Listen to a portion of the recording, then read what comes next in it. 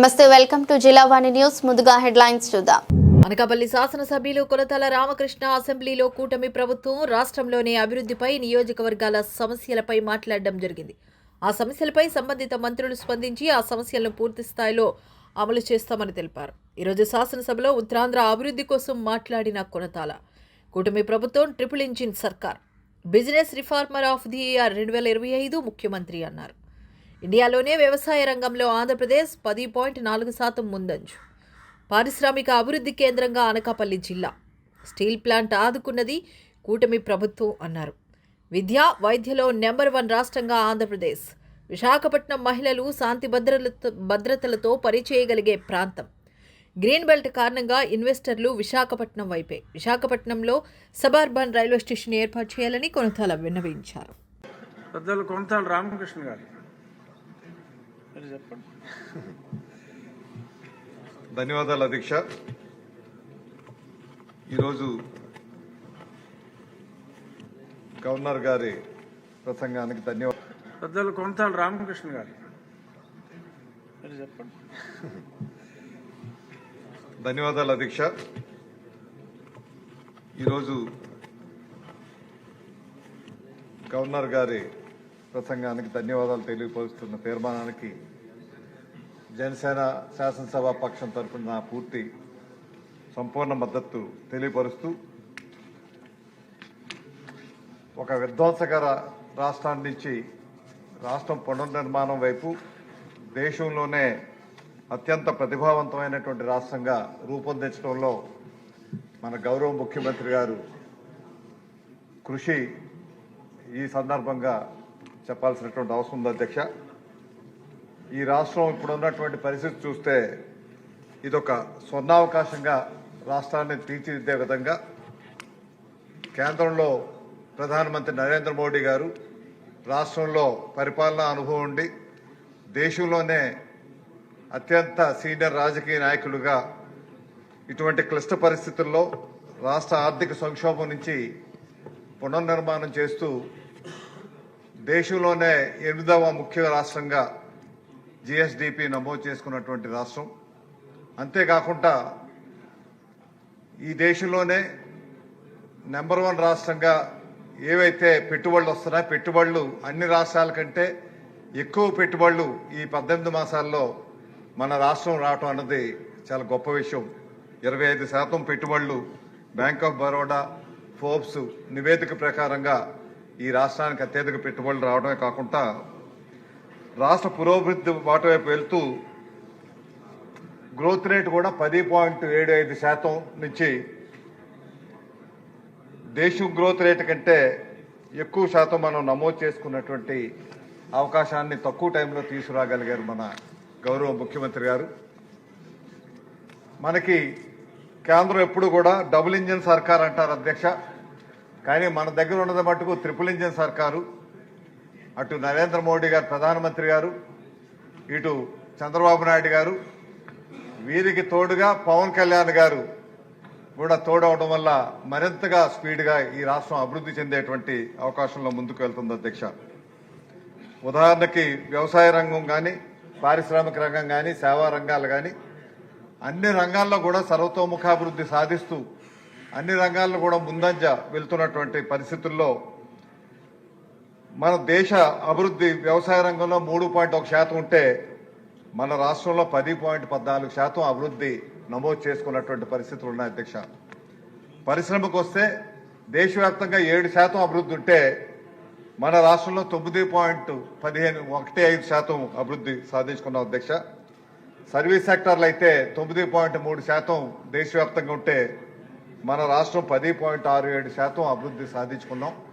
అంటే ముఖ్యమైనటువంటి రంగాలన్నింటిలో అతి తక్కువ టైంలో అభివృద్ధి సాధిస్తూ ముందుకు తీసుకువెళ్తూ ప్రజలకు మేలైనటువంటి సంక్షేమ కార్యక్రమాలు జరిపిస్తూ ఉపాధి అవకాశాలు కల్పిస్తూ సుమారు 25 లక్షల కోట్ల రూపాయలు విలువ చేసేటువంటి పెట్టుబడులు మన రాష్ట్రానికి తీసుకొచ్చినటువంటి ఘనత మనకి మన గౌరవ ముఖ్యమంత్రి గారికే చెందుతుంది అధ్యక్ష.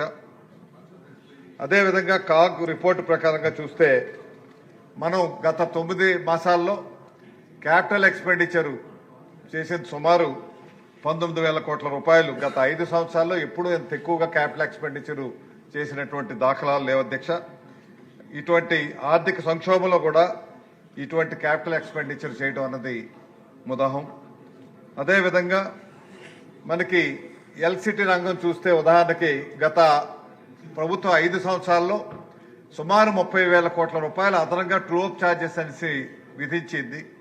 మొట్టమొదటిసారి మన రాష్ట్ర చరిత్రలో ట్రూ డౌన్ ఛార్జెస్ అని చెప్పి 13 పైసలు తగ్గించే కార్యక్రమం చేయటమే కాకుండా వచ్చే 4-5 సంవత్సరాల్లో ₹29 తగ్గించాలనేటువంటి ఆలోచనతోనే మన ముఖ్యమంత్రి గారి కార్యక్రమం రూపొందించడం ఉదాహరణ అధ్యక్ష.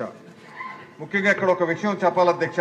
మన ముఖ్యమంత్రి గారు ఒక ముఖ్యమంత్రిగానే కాకుండా దేశంలోనే ఒక మంచి పరిపాలన అనుభవం ఉన్నటువంటి వ్యక్తిగా business reformer of the year అని మీకు ఎకనామిక్ టైమ్స్ ఆఫ్ ఇండియా 2025 సంవత్సరానికి బిజినెస్ రిఫార్మర్ ఆఫ్ ఇయర్ అని మన ముఖ్యమంత్రి గారికి గౌరవం దక్కడం అన్నది ఈ ఆంధ్ర రాష్ట్రానికి దక్కినటువంటి గౌరవంగా మనం భావించాల్సినటువంటి అవసరం ఉంది. అంటే అతి తక్కువ టైంలోనే తన ఉన్నటువంటి అనుభవంతో ఏ విధంగా ఇన్వెస్ట్మెంట్స్ తీసుకురావాలి, ఏ విధంగా రిఫార్మ్స్ తీసుకురావాలి, ఇవన్నీ కూడా ప్రభుత్వ రంగంలో రిఫార్మ్స్ తీసుకొని వచ్చి పెట్టుబడులు తీసుకొచ్చేటువంటి ప్రక్రియలో వారు సఫలీకృతం అయ్యారు అధ్యక్ష. అంతేకాకుండా ఈ రాష్ట్రంలో ఉన్నటువంటి 3 ప్రాంతాలు, అటు విశాఖపట్నం సంబంధించి ఈస్ట్ గోదావరి నుంచి శ్రీకాకుళం వరకు, అదేవిధంగా వెస్ట్ గోదావరి నుంచి ఇటు అమరావతి, గుంటూరు, ప్రకాశం వరకు, తిరుపతి చుట్టూ ఉన్నటువంటి రాయలసీమ జిల్లాలు 3 ప్రాంతాలు 3 గ్రోత్ ఇంజన్స్ గా అభివృద్ధి పరచాలనేటువంటి ఆలోచనతోనే ముఖ్యంగా విశాఖపట్నం లాంటి ప్రాంతానికి విపరీతమైనటువంటి పెట్టుబడులు వచ్చేటువంటి పరిస్థితుల్లో ఈ అనతి కాలంలోనే సుమారు 5-6 లక్షల కోట్ల రూపాయలు పెట్టుబడులు విశాఖ రీజియన్ కి రావటం, విశాఖపట్నానికి ఈ రాష్ట్రానికి ఒక గ్రోత్ ఇంజిన్ గా, మన కంబైన్డ్ రాష్ట్రంలో హైదరాబాద్ ఎట్టా అయితే గ్రోత్ ఇంజిన్ గా ఉండి 60% ఆదాయం హైదరాబాద్ నుంచి వచ్చే కార్యక్రమం ఎట్టా అయితే జరిగిందో, ఇప్పుడున్నటువంటి పరిస్థితులు కూడా విశాఖపట్నానికి ఒక గ్రోత్ ఇంజిన్ గా ఇప్పుడు మనకు వస్తున్నటువంటి జిఎస్డిపి గత ఏడాది కంటే 2 లక్షలు పెరిగి 17,60,000 కోట్ల రూపాయలు చేరింది అధ్యక్ష. అందులో అత్యధిక శాతం కంట్రిబ్యూషన్ నెంబర్ 1 గా విశాఖ రీజియన్ ఉండటం, అదేవిధంగా వ్యక్తిగతంగా పర్ క్యాపిటల్ ఇన్కమ్ చూసినా మీకు రాష్ట్ర వ్యాప్తంగా 2,94,000 రూపాయలు ఉంటే ఒక విశాఖపట్నం రీజియన్ నుంచే 6,58,000 రూపాయలు వస్తుంది అధ్యక్ష. దీంతో పాటు మీకు ఆ రీజియన్ లో అత్యధిక రాష్ట్రంలో రావటమే కాకుండా పర్ క్యాపిటల్ ఇన్కమ్ అక్కడ అత్యల్పంగా పర్ క్యాపిటల్ ఇన్కమ్ కూడా పార్వతీపురానికి సంబంధించినటువంటి ప్రాంతం అత్యల్ప ఆదాయ మార్గంగా ఉన్నటువంటి అవకాశం ఉంది. కాబట్టి ఈ వ్యత్యాసాలు సరిచేయాలనేటువంటి ఉద్దేశంతోనే పారిశ్రామికీకరణకు అత్యధిక ప్రాధాన్యత ఇచ్చి పరిశ్రమలు అక్కడ తీసుకురావాలనేటువంటి ఆలోచనతోనే ముఖ్యమంత్రి గారు తీసుకున్నారు అధ్యక్ష. ఈ మధ్యకాలంలో తమకు కూడా తెలుసు అధ్యక్ష, విశాఖపట్నానికి మీకు ప్రపంచవ్యాప్తంగా పేరు పొందినటువంటి గూగుల్ డేటా సెంటర్ కూడా అక్కడ విశాఖపట్నానికి వచ్చి సుమారు వచ్చే 5 ఏళ్లలో 1,30,000 కోట్ల రూపాయలు ఇన్వెస్ట్మెంట్ పెట్టాలని, దాని ద్వారా వేలాది మందికి ఉపాధి అవకాశాలు కల్పించడమే కాకుండా ఒక టీసీఎస్ లాంటి పెద్ద ప్రపంచవ్యాప్తంగా నైపుణ్యం కలిగినటువంటి సంస్థ ఈసరికి అక్కడ పనులు ప్రారంభించారు అధ్యక్ష. అదేవిధంగా కాగ్నిజెంట్ మొన్ననే మన ముఖ్యమంత్రి గారు లోకేష్ గారు కలిపి సుమారు ఒకే రోజు 15 ఐటీ కంపెనీలు విశాఖ ఐటీ సెజ్ లో ప్రారంభించేటువంటి కార్యక్రమంతో ఒక కాగ్నిజెంటే ఈ ఏడాదిలోనే 10,000 మందికి ఉద్యోగ అవకాశాలు కల్పించడానికి వారు మాట ఇచ్చారు అధ్యక్ష. అదేవిధంగా టీసీఎస్ ద్వారా 3,000 ఉద్యోగ అవకాశాలు కల్పించడానికి కావాల్సినటువంటి ఏర్పాట్లు జరుగుతున్న అధ్యక్ష. వీటితో పాటు మన కూటమి ప్రభుత్వం ఉండడం వల్ల గతంలో అయితే విశాఖ పరిశ్రమ ఏదైతే విశాఖ ఉక్కు కర్మాగారం ఉందో, విశాఖ ఉక్కు ఆంధ్రలో ఒక్కని పోరాటం చేసి 32 మంది ప్రాణత్యాగాలతో సాధించుకున్నటువంటి విశాఖ ఉక్కు కర్మాగారం ప్రైవేటీకరణ జరిగేటువంటి దిశలో వెళ్తున్నప్పుడు గత ప్రభుత్వం దాన్ని అడ్డుకోలేకపోయింది అధ్యక్ష.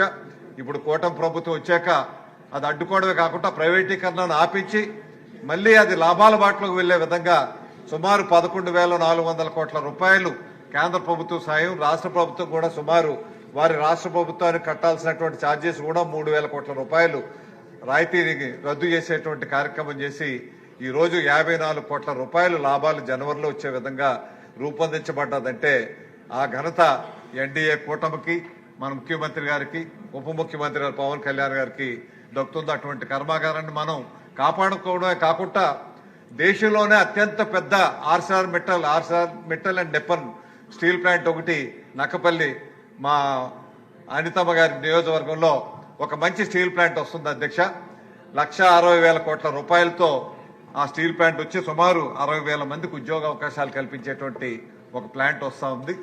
దాంతోపాటు మా విజయ్ కుమార్ గారి నియోజకవర్గంలో ఎలమంచిలో మీకు సుమారుగా ఎన్టీపీసీ గ్రీన్ హైడ్రోజన్ చెప్పి సుమారు 1,50,000 కోట్ల రూపాయలతో అక్కడ గ్రీన్ హైడ్రోజన్ అనేటువంటి ఒక పెద్ద కర్మాగారం కూడా వచ్చి గ్రీన్ హైడ్రోజన్ హబ్గా ఆ ప్రాంతాన్ని రూపొందించాలనేటువంటి కార్యక్రమాలతో అవి జరుగుతున్నాయి అధ్యక్ష. ఇవే కాకుండా ఎస్ఈజెడ్లో ఈ మధ్యనే సుమారు మనం అధికారంలోకి వచ్చాక 30 ఐటీ కంపెనీలు రావడం జరిగింది అధ్యక్ష. కేంద్రం నుంచి ఫార్మాసిస్ అని నక్కపల్లిలోనే 11,000 కోట్ల రూపాయలతో వాళ్ళకి పనులు ప్రారంభించడం జరిగింది అధ్యక్ష. వీటితో పాటు గత చాలా కాలంగా మనం పోరాటం చేస్తున్నటువంటి విశాఖపట్నానికి ఒక రైల్వే జోన్ ఏర్పాటు చేయాలనేసి కార్యక్రమం చాలా సంవత్సరాలుగా పోరాటాలు జరిగాయి అధ్యక్ష. అది గతంలో కార్యాచరణ జరగలేదు. కానీ మనం ఎన్డీఏ ప్రభుత్వం వచ్చాక నరేంద్ర మోడీ గారు ఆశీస్సులతో విశాఖపట్నానికి ఒక రైల్వే జోన్తో పాటు విశాఖ డివిజన్ కూడా ఉండే విధంగా ఆర్డర్స్ రావడం, ఏప్రిల్ 1వ తారీఖు నుంచి రైల్వే జోన్ పనులు ప్రారంభించడానికి కావాల్సినటువంటి ఏర్పాట్లన్నీ కూడా జరుగుతున్నాయి అధ్యక్ష. విశాఖపట్నం ఉన్నటువంటి డివిజన్స్ లో దేశంలో ఉన్నటువంటి డివిజన్స్ లో అత్యధిక రెవెన్యూ సాధిస్తున్నటువంటి డివిజన్ విశాఖపట్నం డివిజన్ అధ్యక్ష. 17% గ్రోత్ రేట్తో అది జరుగుతుంది అధ్యక్ష. అక్కడ విశాఖ రైల్వేకి సంబంధించినటువంటి ఒక ప్రతిపాదన అధ్యక్ష. మనకి విశాఖపట్నంలో మీకు లాంగ్ డిస్టెన్స్ ట్రైన్స్ వెళ్లేటప్పుడు అక్కడ ఒక సబర్బన్ రైల్వే స్టేషన్ కూడా విశాఖపట్నం ఎయిర్పోర్ట్ కు ఆపోజిట్ గా షేలానగర్ కి ఎన్ఐటి జంక్షన్ మధ్య ఒకటి ఏర్పాటు చేయాల్సిన అవసరం ఉంది అధ్యక్ష. అటువంటి ప్రతిపాదన మన రాష్ట్రం నుంచి పంపిస్తే ఇంకా అక్కడ ఇంకా అభివృద్ధి చెందేటువంటి అవకాశం ఉంటుంది అధ్యక్ష. దీంతో పాటు ముఖ్యమంత్రి గారి దూరదృష్టితో విశాఖపట్నం అభివృద్ధి, విజయవాడ అభివృద్ధి దృష్టిలో పెట్టుకుని 2 ప్రాంతాల్లో మెట్రో రైలు రావాలనేటువంటి ఆలోచనతో మొదటి విడతగా 22,000 కోట్ల రూపాయలతో మెట్రో రైల్వే తీసుకురావాలని ఏదైతే కోరుతున్నారో, విశాఖపట్నానికి సంబంధించి స్టీల్ ప్లాంట్ నుంచి కొమ్మాది వరకు ఫస్ట్ ఫేజ్ లో తీసుకురావాలనుకున్నారు అధ్యక్ష. కొమ్మాది నుంచి భోగాపురం వరకు కూడా, ఎందుకంటే ఎయిర్పోర్టు ఈ ఏడాది జూన్ మాసంలో మొదలు పెట్టేటువంటి అవకాశం ఉంది కాబట్టి ఎయిర్పోర్ట్ కనెక్టివిటీ ఉండాలంటే కొమ్మాది నుంచి మనకి భోగాపురం వరకు ఇదంతా కూడా మా గంటా శ్రీనివాస్ గారి నియోజకవర్గంలో వస్తుంది అధ్యక్ష. అది ఫస్ట్ ఫేజ్ లోనే కొమ్మాది నుంచి భోగాపురం వరకు కూడా మెట్రో రైలు వస్తే దానివల్ల ప్రయాణికులకి చాలా సులువుగా ఉంటుంది అధ్యక్ష. లేని పక్షంలో చాలా అక్కడి నుంచి మీకు సుమారు 2 గంటలు టైం పట్టేటువంటి విధంగా ఉంది కాబట్టి ఆ కార్యక్రమాలు చేయాలి అధ్యక్ష. మనకి విశాఖపట్నం మన నిజంగా రాష్ట్రానికి ఒక మణిహారం అధ్యక్ష. ఈ దేశంలో ఉన్నటువంటి ఏ పట్టణాలకు కూడా అంత గ్రీన్ బెల్ట్ లేనటువంటి పట్టణం ఏదైనా ఉన్నదంటే అది విశాఖపట్నం అధ్యక్ష. సుమారు విశాఖపట్నం సిటీకి ఆనుకొని ఫారెస్ట్ ల్యాండ్ కానీ, అదేవిధంగా ఎండోమెంట్ ల్యాండ్స్ కానీ, ఆర్కియాలజీ ల్యాండ్స్ కానీ సుమారు 25,000 ఎకరాలు విశాఖపట్నం ఆనుకునే గ్రీన్ బెల్ట్ ఉంది అధ్యక్ష. అందుకే ఇన్వెస్టర్స్ అంతా కూడా విశాఖపట్నంకి వచ్చి ఇన్వెస్ట్ చేయాలనేటువంటి ఆలోచనతో ఉన్నారు కాబట్టి ఆ ప్రక్రియకు ఇప్పుడు స్పీడప్ అయ్యే విధంగా ఈ కార్యక్రమాలు జరుగుతున్నాయి అధ్యక్ష. దీంతో పాటు మనకి ప్రతిపక్షం చూస్తూ ఉంటే వాళ్ళ పోకడలు వింతగా ఉన్నాయి అధ్యక్ష. గతంలో ఏదైతే మీకు బ్రాండెక్స్ అనే కంపెనీకి మీకు ₹1 1 ఎకరా ఇచ్చే కార్యక్రమం జరిగితే లోకేష్ గారు వచ్చాక ఐటీ కంపెనీలకి 99 పైసలకే ఇన్వెస్టర్స్ అంతా కూడా వచ్చి అక్కడ కోట్లాది రూపాయలు విలువైనటువంటి భూముల్లో ఇవ్వటం వల్ల అక్కడ వేలాది మందికి ఉద్యోగ అవకాశాలు వస్తుందనేటువంటి ఆలోచనతోనే ఆ బ్రాండెక్స్ ఆ రోజు అట్లా ఇచ్చారు కాబట్టి ఈ రోజు 20,000 మంది ఆడపిల్లలు అక్కడ ఉద్యోగ అవకాశాలు జరుగుతున్న అధ్యక్ష. విశాఖపట్నంకి ఇంకొకటి ఏంటంటే మహిళలు స్వేచ్ఛగా వారు శాంతి భద్రతలతో పనిచేయగలిగేది ఏదైనా నగరం ఉన్నదంటే అది విశాఖ నగరం అని చెప్పి కేంద్ర నివేదికలో తెలియపరిచారు అధ్యక్ష. దీంతో పాటు మనకి మూలపేటలో ఒక మంచి పోర్టు కూడా తయారవుతుంది అధ్యక్ష. వీటిని త్వరితగతిన పూర్తి చేయాల్సినటువంటి అవసరం ఎంత ఉంది అధ్యక్ష. ముఖ్యంగా ఉత్తరాంధ్రకు సంబంధించినంత వరకు చాలా వెనుకబడినటువంటి ప్రాంతం, ఆర్థికంగా, సామాజికంగా, అదేవిధంగా విద్యాపరంగా, వైద్యపరంగా అన్ని రకాలుగా వెనుకబడినటువంటి ప్రాంతం. కిడ్నీ వ్యాధులు కానీ, క్యాన్సర్ వ్యాధులు కానీ ఎక్కువగా ఉన్నటువంటి ప్రాంతం కాబట్టి ఆ ప్రాంతం వ్యవసాయ పరంగా ఇంకా అభివృద్ధి పరచాల్సినటువంటి అవసరం ఉంది. మనకి పోలవరం లెఫ్ట్ కెనాల్ వచ్చే ఏడాదికి పూర్తవుద్దని మన ముఖ్యమంత్రి గారు ప్రయత్నం చేస్తున్నారు అధ్యక్ష. దీంతో పాటు ఉత్తరాంధ్ర సుజల స్రవంతి కనీసం ఫస్ట్ ఫేజ్ అయినా సరే 2,600 కోట్ల రూపాయలతో 1,30,000 ఎకరాలు సాగులోకి వస్తుంది కాబట్టి ఆ ప్రాజెక్ట్ చేయాల్సినటువంటి అవసరం ఉంది అధ్యక్ష. ఉత్తరాంధ్రకు సంబంధించినటువంటి ప్రాజెక్టులకి 5,000 కోట్ల రూపాయలు పెట్టగలిగితే సుమారు 30 లక్షల ఎకరాలు సాగులోకి వచ్చేటువంటి అవకాశం ఉంటుంది కాబట్టి వంశధార, నాగావళి నుంచి ఇటువంటి మడ్డు వలస అని ఇటువంటి కార్యక్రమాలు చాలా ఉన్నాయి అధ్యక్ష. ఇవన్నీ కూడా పూర్తి చేయాలంటే 5,000 కోట్ల రూపాయలు మాత్రమే చాలు. అత్యంత తక్కువ డబ్బుతో ఎక్కువ ఇరిగేషన్ వచ్చేటువంటి ప్రాంతం ఏదైనా ఉన్నదంటే ఉత్తరాంధ్రలో ఉన్నటువంటి వ్యవసాయ భూములు 30 లక్షల ఎకరాలు సాగులోకి వచ్చేటువంటి అవకాశం ఉంది అధ్యక్ష. ఆ గత వైసీపీ ప్రభుత్వం అయితే వారు 5 సంవత్సరాల్లో సుమారు 1,500 కోట్లు పెడితే కేవలం 500 కోట్ల రూపాయలు మాత్రమే 5 సంవత్సరాల్లో ఉత్తరాంధ్ర మీద ఖర్చు పెట్టారు అధ్యక్ష. అందుగురించనే వారు చేసినటువంటి అవినీతి కార్యక్రమాలకి ముఖం చెల్లకే ఈ రోజు హౌస్ లోకి రావటం లేదు తప్పితే వారు చేసిన అవినీతిని సమర్థించుకోలేని పరిస్థితుల్లో వారు అసెంబ్లీకి కూడా రాకుండా మీకు దుష్టపరప ఏదో విధంగా ఆటంకాలు కల్పించాలనేటువంటి ఆలోచనతోనే కార్యక్రమాలు జరుగుతున్నాయి అధ్యక్ష. ముఖ్యంగా ఈ రాష్ట్రం సర్వతోముఖాభివృద్ధి సాధించడానికి సోలార్ ఎనర్జీలో సోలార్ హబ్ గా, అదేవిధంగా సెమీ కండక్టర్ హబ్ గా, ఏరోస్పేస్ హబ్ గా, డ్రోన్ హబ్ గా, డిఫెన్స్ కారిడార్ గా, హార్టికల్చర్ హబ్ గా, అదేవిధంగా మనకి గ్రీన్ హైడ్రోజన్ కి హబ్ గా అన్ని రకాలుగా కూడా అభివృద్ధి చేసేటువంటి ప్రక్రియలో మన ముఖ్యమంత్రి గారు ముందుకు తీసుకెళ్లేటువంటి ప్రక్రియ ఏదైతే ఉందో వారికి నా హృదయపూర్వక ధన్యవాదాలు తెలియపరుస్తూ, మనకి పవన్ కళ్యాణ్ గారు కూడా వారు ఏదైతే గ్రామీణ శాఖ అయితే ఉందో ఆ శాఖలో సుమారు 12,000 కోట్ల రూపాయలతో అభివృద్ధి కార్యక్రమాలు చేయడమే కాకుండా 4,000 కిలోమీటర్ల రోడ్లు కూడా వేసేటువంటి కార్యక్రమాలు జరిగే అధ్యక్ష. ఒకేసారి 13,000 గ్రామాల్లో పంచాయతీ సమావేశాలు పెట్టి వరల్డ్ రికార్డు సాధించే కార్యక్రమం వారు చేస్తే, లోకేష్ గారు అయితే ఒకేసారి పేరెంట్ టీచర్ మీటింగ్ పెట్టి అదొక ప్రపంచ రికార్డుగా ఆ రికార్డు సాధించినటువంటి ఘనత విద్యా వైద్య పరంగా ఈ రాష్ట్రం ఎంతో అభివృద్ధి చెందే విధంగా దేశంలోనే నెంబర్ 1 రాష్ట్రంగా రూపొందించేటువంటి కార్యక్రమానికి నాంది పలికేటువంటి వారికి నా హృదయపూర్వక ధన్యవాదాలు తెలియపరుస్తూ ఒక్క ప్రత్యేకమైన విషయం చెప్పి ముగిస్తాను అధ్యక్ష. మనం వచ్చి 19 మాసాలైంది. ఇప్పుడున్నటువంటి పరిస్థితుల్లో తెలుగుదేశం పార్టీ స్థాపించినటువంటి మహనీయ స్వర్గీయ ఎన్టీ రామారావు గారి గురించి స్మరించుకోవాల్సినటువంటి అవసరం ఎంత ఉంది అధ్యక్ష. సామాన్యుడి గురించి, రైతు గురించి, కార్మికుడి గురించి వారు ప్రత్యేకించి కూడు గుడ్డ నీడ అనేటువంటి కాన్సెప్ట్ తో ఆ రోజు ఉన్నటువంటి కాంగ్రెస్ పార్టీకి వ్యతిరేకించి పార్టీని స్థాపించి 9 మాసాల్లోనే అధికారం వచ్చినటువంటి నట సార్వభౌముడు ఎన్టీ రామారావు గారు అధ్యక్ష. వారిని మీ ద్వారా ఈ సభ సభ్యులందరూ కూడా గౌరవ సభ్యులు కోరుకుంటున్నా, భారత రత్న అనేటువంటి ప్రతిష్టాకరమైనటువంటి వారికి ఇవ్వాల్సినటువంటి అవసరం భారతరత్న కేటాయించాలి. వారికి కేటాయించడం ద్వారా ఆంధ్రుల ఆత్మ గౌరవాన్ని కాపాడినటువంటి ఎన్టీ రామారావు గారికి సముచితమైనటువంటి గౌరవం ఇవ్వాల్సినటువంటి అవసరం ఎంత ఉంది కాబట్టి దానికి సంబంధించి ఒక ప్రత్యేకమైన తీర్మానం ఏర్పాటు చేసి మనకి ప్రధానమంత్రి గారు కానీ, ముఖ్యమంత్రి గారు, పవన్ కళ్యాణ్ గారు వీళ్ళంతా ఉన్నారు. ఇటువంటి అవకాశం మళ్ళీ కూడా భవిష్యత్తులో ఎటా ఉన్నా ఈ అవకాశం రాదు.